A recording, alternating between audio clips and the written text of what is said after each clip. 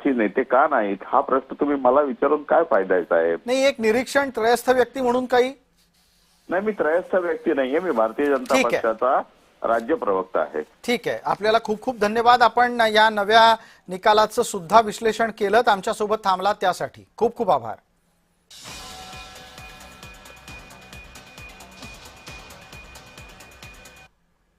बातमी आता कल्याणमधून आहे. कल्याण डोंबिवलीमध्ये मतदान केंद्राबाहेर गोंधळ झाला. या निमित्तानं तिथे उपस्थित असलेल्या पोलिसांनी परिस्थिती नियंत्रणात आणण्याचा प्रयत्न केला. मतमोजणीमध्ये घोळ झालाय असा ठाकरे गटानं आरोप केलेला आहे. ठाकरे गटाचे कार्यकर्ते आणि पोलिसांमध्ये या आरोपाच्या नंतर वादावादी झालेली बघायला मिळाली.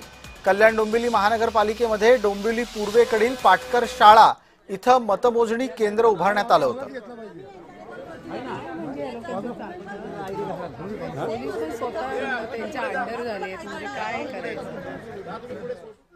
ही हुकुमशाही चालू आहे आणि कुठेतरी ही अघोषित हुकुमशाही जाहीर झाली. किती उमेदवार तुम्ही